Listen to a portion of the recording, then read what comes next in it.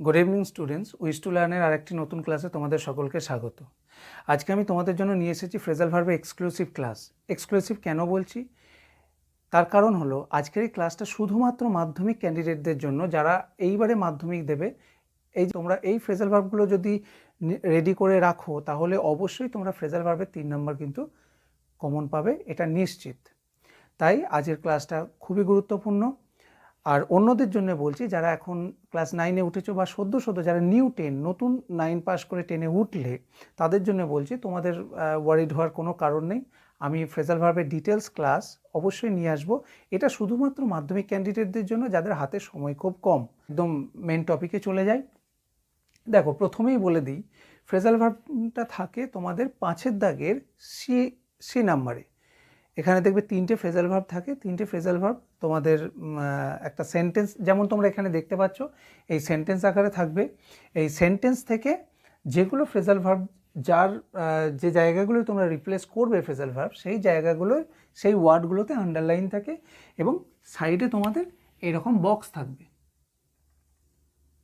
এরকম বক্স থাকবে, সেই বক্সে তোমাদেরকে কিন্তু ওই শুধু ফ্রেজাল ভার্বগুলো লিখতে হবে। অনেকে প্রশ্ন করে যে স্যার, এই সেন্টেন্সটা যেভাবে লেখা আছে তাহলে কি এই বক্সে আমাদের সেন্টেন্সটা ফ্রেজাল ভার্ব রিপ্লেস করে ফ্রেজাল ভার্ব দিয়ে সেই সেন্টেন্সটা পুরোপুরি লিখতে হবে? তার উত্তরে বলে দিই, না, তা লিখতে হয় না। শুধু তুমি মাত্র ফ্রেজাল ভার্বটুকু, এই যে এখানে যেমন লেখা আছে স্যাক্রিফাইসড, এই স্যাক্রিফাইসডের জন্য যে ফ্রেজাল ভার্বটা তোমার সঠিক বলে মনে হবে, সেই ফ্রেজাল ভার্বটা তুমি এই বক্সে লিখবে। আর এই সেন্টেন্সটা কেন দেওয়া আছে তাহলে সেটাও বলে দিই। কারণ সেন্টেন্সটা দেওয়া আছে, কারণ সেন্টেন্সটা তুমি যদি না পাও তাহলে তুমি টেন্সটা চিনতে পারবে না। কারণ কোথাও তুমি V2 পাবে, কোথাও ভার্বের আইএনজি পাচ্ছ, আইএনজির ক্ষেত্রে তুমি বুঝতে পারছো, কিন্তু কোথাও V2 কোথাও V3 পাবে। এবার কোথায় V2 কোথায় V3, সেই রকম অনুযায়ী তোমার ফ্রেজাল ভার্বটাও তো চেঞ্জ হবে, ফ্রেজাল ভার্বের রূপটাও চেঞ্জ হবে। তো সেই টেন্সটাকে বোঝার জন্য, বিশেষ করে টেন্সটাকে আইডেন্টিফাই করার জন্য কিন্তু একটা সেন্টেন্স, যেটাকে আমরা কনটেক্সট বলি, সেই কনটেক্সটের কিন্তু প্রয়োজন। কনটেক্সট ছাড়া তোমরা কিন্তু কোনোভাবেই টেন্সটাকে আইডেন্টিফাই করতে পারবে না। সেই জন্যই টেন্স আকারে, সেন্টেন্সের আকারে দেওয়া থাকে। তাহলে আমরা এখানে আপাতত 6টা আমি ফ্রেজাল ভার্ব নিয়েছি। এখানে বলছে Khudiram sacrificed his life. Sacrificed his life, তাহলে তুমি প্রথমেই কিন্তু বুঝতে পারছো যে স্যাক্রিফাইসটা আন্ডারলাইন করা আছে, তার মানে এটার ফ্রেজাল ভার্ব ওখানে রিপ্লেস হবে। আর টেন্সটাও আমরা একবার দেখে নেবো। অবশ্যই এটা বুঝতে পারছো নিশ্চয়ই যে V2 সাবজেক্ট, V2 অবজেক্ট, ঠিক আছে। তাহলে এটা V2, V3 লিখে ফেললাম, V2। তাহলে V2 মানে স্যাক্রিফাইস মানে ত্যাগ করা। তাহলে আমরা এখানে যে লিস্টটা দেওয়া আছে, এইরকমই তোমরা দেখবে 3টে কোয়েশ্চেন এরকম থাকবে, নিচে কিছু লিস্ট দেওয়া থাকবে তোমাদেরকে পাজল করার জন্য। কিছু লিস্ট থাকবে, তার মধ্যে সঠিকগুলোও থাকবে আর এক্সট্রা কিছু ফ্রেজাল ভার্বের অপশনও থাকবে। তার মধ্যে সঠিকটা তোমাকে লিখতে হবে। একদম 3টে কোয়েশ্চেনের এগেনস্টে 3টে যে অপশান থাকবে তা নয়, বেশ কিছু এক্সট্রা অপশানস থাকে যাতে করে তোমরা পাজল হয়ে যাও। যদিও পাজল হওয়ার কিছু নেই, খুবই সহজ। তাহলে এই যে স্যাক্রিফাইস মানে ত্যাগ করা, এর মধ্যে কোনটা হবে? লুক ইনটু হচ্ছে না, কাম বাই হচ্ছে না, লুক ফর হচ্ছে না, গিভ আপ। তাহলে স্যাক্রিফাইসড পাস্ট টেন্স, তাহলে গিভ আপের পাস্ট টেন্স হবে গেভ আপ, গেভ আপ, ঠিক আছে। আচ্ছা, তারপর বলছে পুলিশ ইজ ইনভেস্টিগেটিং।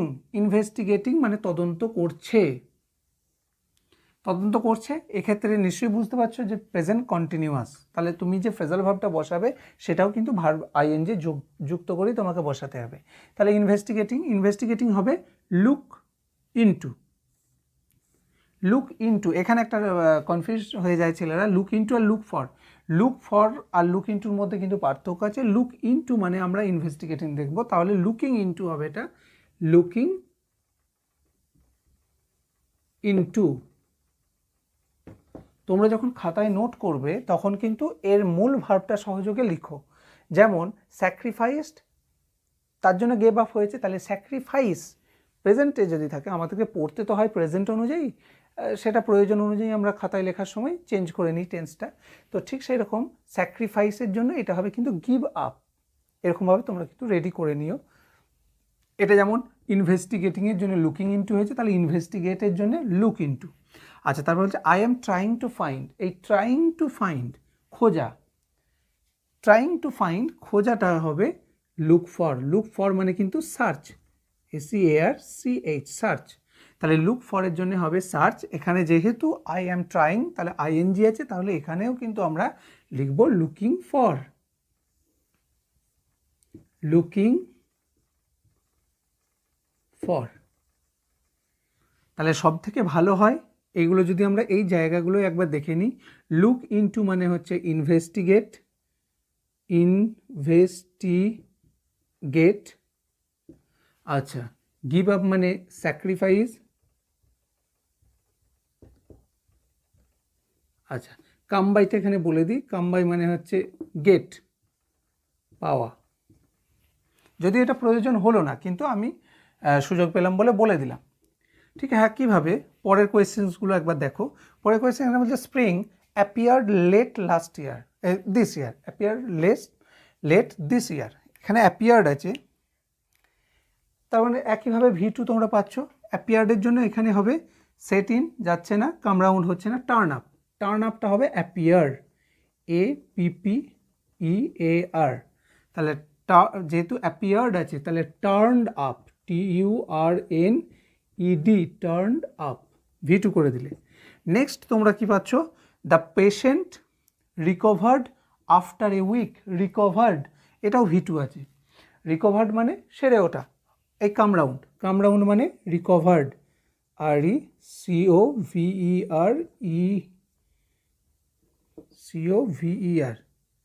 রিকভার। আমি কিন্তু এখানে প্রেজেন্ট রূপটা লিখছি যাতে তোমরা খাতায় নোট করতে তোমাদের সুবিধা হয়। এখানে তো টেন্স অনুযায়ী লিখছি, কিন্তু লিস্ট অনুযায়ী আমরা কিন্তু যেটা যার সাথে অ্যাপ্লিকেবল সেটাই আমরা লিখছি। তাহলে রিকভার্ডের জন্য এখানে কাম রাউন্ডের পাস্ট টেন্স হবে কেম রাউন্ড, কামের পাস্ট কেম, তাহলে কেম রাউন্ড। থার্ড অপশানটা আছে this can never be compensated. তার মানে বলছে এই লসটা, এই যে ক্ষতিটা, এটা কখনোই কম্পেনসেট করা মানে পূরণ করা, ক্ষতি পূরণ করা যাবে না। ঠিক আছে, তো কম্পেনসেটেড এটা কিন্তু আমি আগে ফ্রেজাল ভার্বটা বলে দিই, এটা মেকআপ। আমরা বাংলাতে অনেক সময় বলি যে এটা মেকআপ করে দে, এটা মেকআপ করে দে, বা আমরা যে মেকআপ ইউজ করি সেই মেকআপটাও কিন্তু নিজেদের খামতিগুলো পূরণ করার জন্য, দূর করার জন্য, যাতে খামতিগুলো পূরণ হয়ে যায়, খামতিগুলো আর না থাকে, সেই জন্যই তাই সেটাকে মেকআপ বলা হয়। তাহলে এই মেকআপটাই হবে কম্পেনসেট, কম্পেনসেট।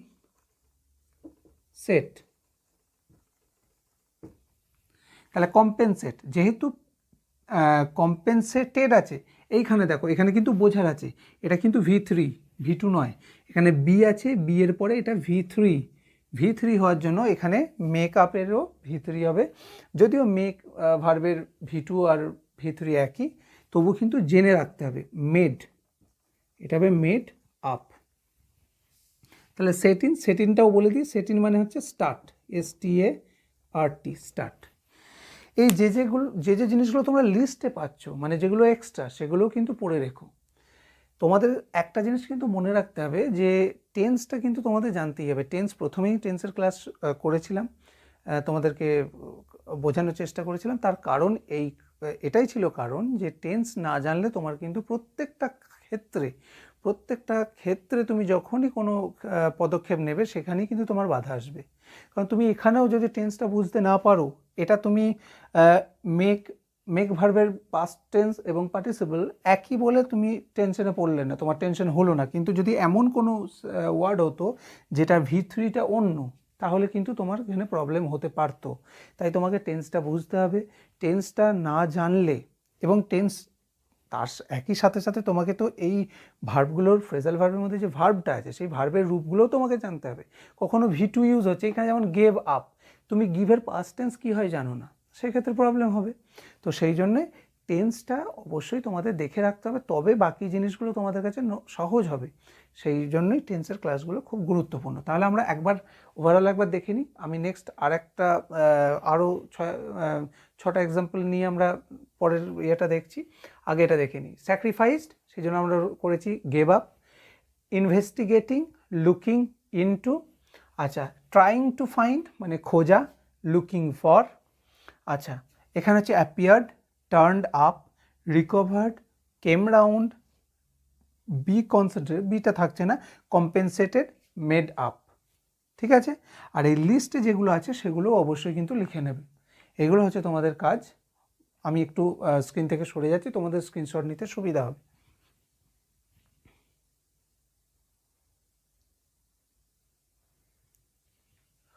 আশা করি স্ক্রিনশট তোমরা নিয়ে নিয়েছো, বা তোমাদের প্রয়োজন হলে পজ করেও তোমরা কিন্তু খাতায় টুকে নাও, খাতায় নোট করে না নিলে কিন্তু সমস্যা হবে। ঠিক আছে, আমি পরে আরও কয়েকটা এক্সাম্পল নিয়ে আসছি। দেখো আরও কয়েকটা এক্সাম্পল তোমাদের জন্য নিয়ে এসেছি।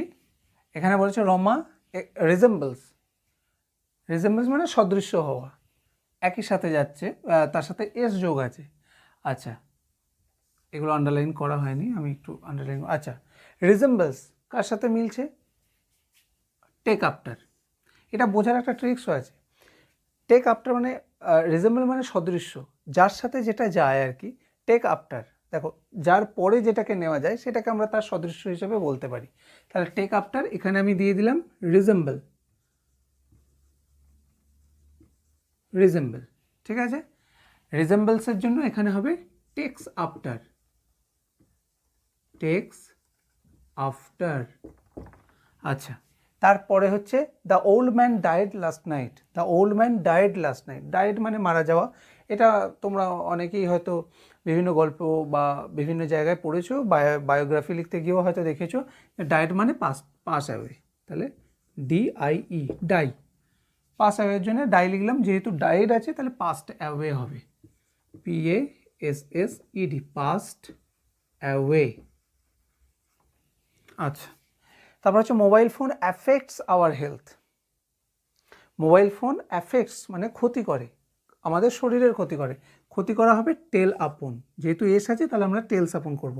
তাহলে অ্যাফেক্ট, AFFECT, অ্যাফেক্টস, তাহলে এখানে হবে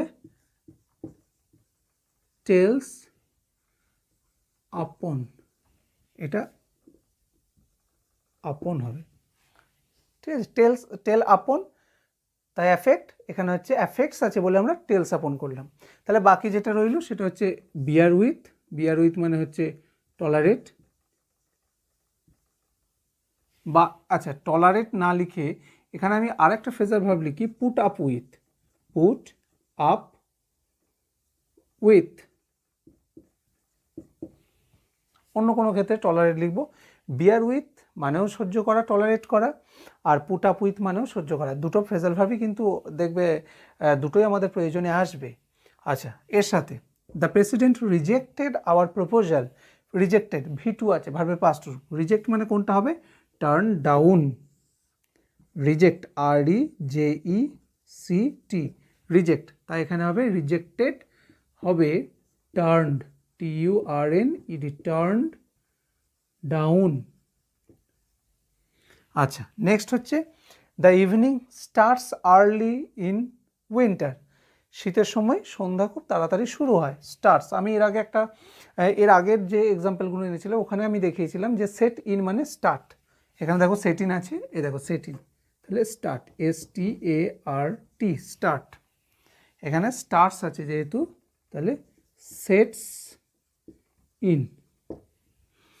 আচ্ছা, তারপরে হচ্ছে our teacher solved hour problems, our teacher solved hour problems, আমাদের স্যার, আমাদের শিক্ষক আমাদের সমস্যাগুলোর সমাধান করেন।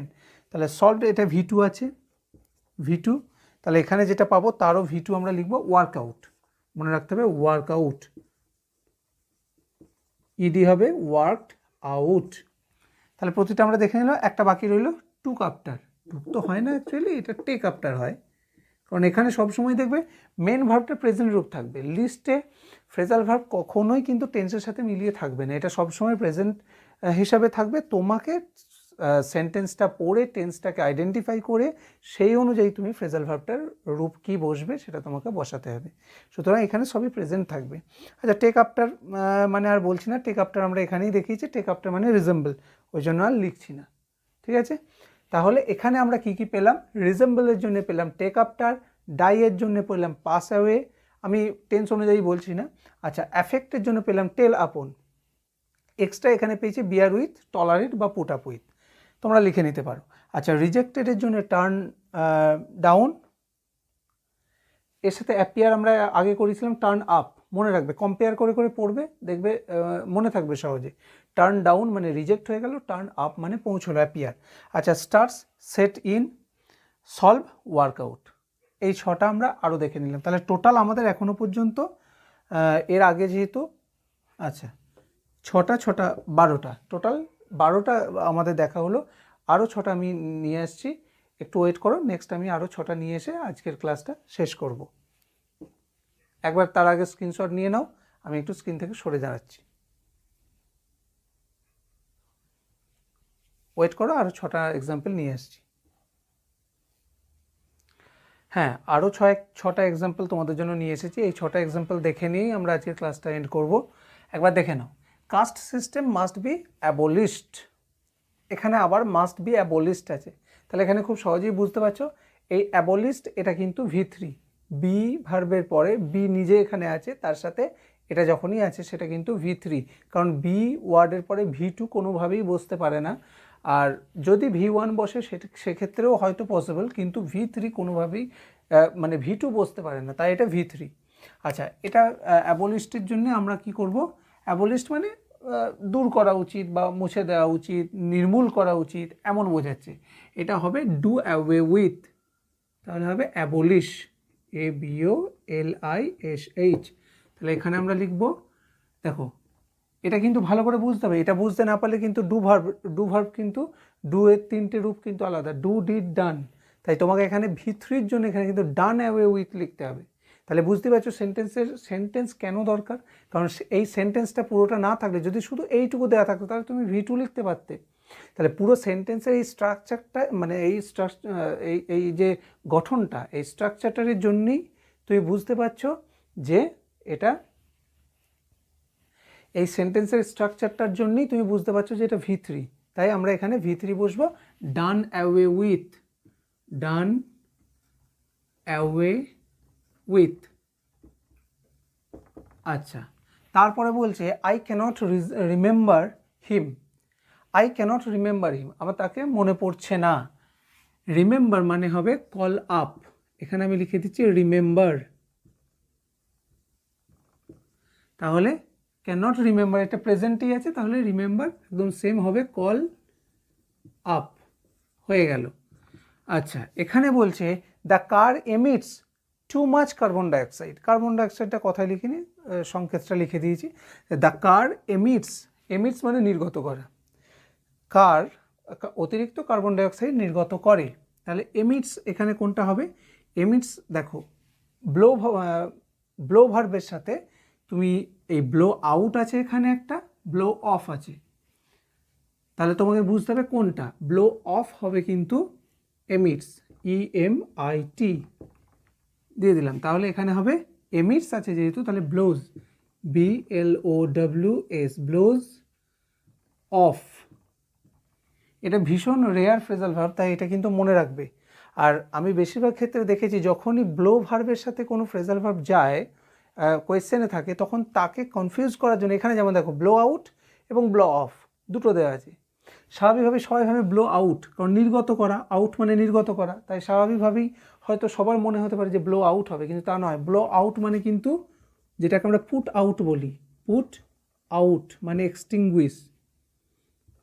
হ্যাঁ, আমি এখানে জায়গা হবে না, আমি আর লিখছি না, এক্সটিংগুইশ মানে লিখেই দিচ্ছি, এক্সটিংগুইশ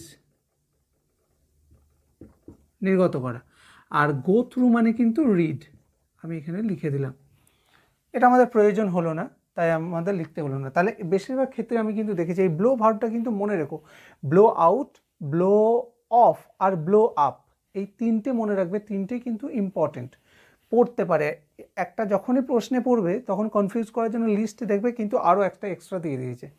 আচ্ছা, এবার হচ্ছে দ্য টেরোরিস্ট এক্সপ্লোডেড, এ দেখো এখানেই তোমরা পেয়ে যাবে, এক্সপ্লোডেড মানে বিস্ফোরণ করেছে, বিস্ফোরণ করার জন্য হবে ব্লো আপ, তাহলে এক্সপ্লোড, EXPLODE, তাহলে এখানে যেহেতু এক্সপ্লোডেড আছে, blow blew, BLEW, blew up. আচ্ছা, তারপর কি বলছে, দে হ্যাভ, নেক্সট আমরা দেখছি they have extinguished the fire, extinguished, দেখো হ্যাভ ভার্বের পরে এক্সটিংগুইশড, পুরো সেন্টেন্সটা নিশ্চয়ই বুঝতে পারছো প্রেজেন্ট পারফেক্টে আছে, প্রেজেন্ট পারফেক্টে আমরা দেখেছিলাম হ্যাভ ভার্বের পরে V3 বসে, তাই হ্যাভ ভার্বের পরে এটা কিন্তু V3, এটা V3 বুঝে নিতে হবে, তাই আমরা যে ফ্রেজাল ভার্বটা এখানে বসাবো সেটারও V3 রূপ আমাদের বসাতে হবে। তা দে হ্যাভ এক্সটিংগুইশ, এক্সটিংগুইশ কিন্তু এখানে এই দেখো ব্লো আউট আছে, আমি ব্লো আউট আগে দেখিয়েছিলাম, ব্লো আউট মানে কিন্তু এক্সটিংগুইশ। আমি এখানে লিখে দিচ্ছি EXTINGUISH, এক্সটিংগুইশ। তাহলে আমরা blow blew blown, blow blew blown আমাদের তৃতীয় রূপ হবে blown, BLOWN, blown out, blown out. Next, the our school closes at 4 PM, বিকাল 4টের সময় আমাদের স্কুল শেষ হয়, মানে ক্লোজ হয়। ক্লোজ বোঝালে ব্রেকআপ, CLOSE। এই ওয়ার্ডটার সাথে নিশ্চয়ই তোমরা খুব পরিচিত। ব্রেকআপ মানে যে কোনো জিনিস শেষ করে দেওয়া, স্টপ করে দেওয়া। তো এখানে ক্লোজেসের সাথে অবশ্যই ব্রেকআপটাই হবে। তাহলে যেহেতু ক্লোজেস আছে তাই ব্রেকস আপ, BREAK, ব্রেকস আপ। তাহলে স্টুডেন্টস আমরা মোট 18টা ফ্রেজাল ভার্ব দেখে নিলাম। এই ফ্রেজাল ভার্বগুলোর সাথে তোমরা নিশ্চয়ই দেখতে পেলে, তার সাথেও লিস্টে যেগুলো এক্সট্রা আছে তার মিনিংগুলো আমরা দিয়ে দিলাম, তাই খুব সহজেই তোমরা কিন্তু লিখতে পারবে। এটাও একবার স্ক্রিনশট নিয়ে নাও, তাহলে তোমাদের লিখতে সুবিধা হবে। আশা করি স্ক্রিনশটে পেয়ে গেছো। এবার তোমরা নিজেরা খাতায় নোট ডাউন করে নাও। আর অবশ্যই খেয়াল রাখতে হবে তোমাদেরকে যে টেন্সটা খেয়াল না রাখলে কিন্তু কোনোভাবেই হবে না। তোমরা দেখেছো কোথাও V3 পাচ্ছ, কোথাও V2 পাচ্ছ। দেখো রেগুলার ভার্ব যদি হয় তাহলে তো তোমার কোনো টেনশন থাকছে না, কিন্তু যদি ইররেগুলার ভার্ব হয়, ইররেগুলার ভার্ব হলেই কিন্তু তোমার সেখানে V2 V3তে টেনশন একটা এসে যাবে। কোনটা V2তে কী বসবে, V3তে কী বসবে, এটা কিন্তু একটা ডাউটের জায়গা তৈরি হবে। তো সেই জায়গাটাতে খুব ভালো করে টেন্সটা দেখে নাও। হাতে সময় খুব, শেষ মুহূর্তে যতটা নিজেকে আপগ্রেড করা যায়, যতটা এন্থু দেওয়া যায়, সেইভাবে তোমরা তৈরি হও। আমি সেই জন্যই ফ্রেজাল ভার্বের ক্লাসটা নিয়ে এসেছি। আরও কয়েকটা ক্লাসের মাধ্যমে আমরা মোটামুটি কয়েকটা ফ্রেজাল ভার্ব দেখে নেবো যেগুলো ইম্পর্টেন্ট পরীক্ষার জন্য লাগবে। আজকে 18টা দেখলাম, আরও কয়েকটা পার্ট করে আমরা এরকমই কয়েকটা ফ্রেজাল ভার্ব দেখব। তো আশা করি আজকের ক্লাসটা তোমাদের ফলপ্রসূ হয়েছে, তোমাদের কাজে লেগেছে। তোমরা এখান থেকে পড়ে ফ্রেজাল ভার্বটা খুব সহজেই অ্যাটেন্ড করতে পারবে। যদি ক্লাসটা ভালো লেগে থাকে, যদি মনে হয় তোমরা পরিপূর্ণ হয়েছো এই ক্লাসটা থেকে, তাহলে অবশ্যই লাইক করো, কমেন্ট করো, শেয়ার করো। আর পরবর্তী ক্ষেত্রে দেখা হচ্ছে অন্য কোনো টপিক নিয়ে, ততক্ষণ সাথে থেকো।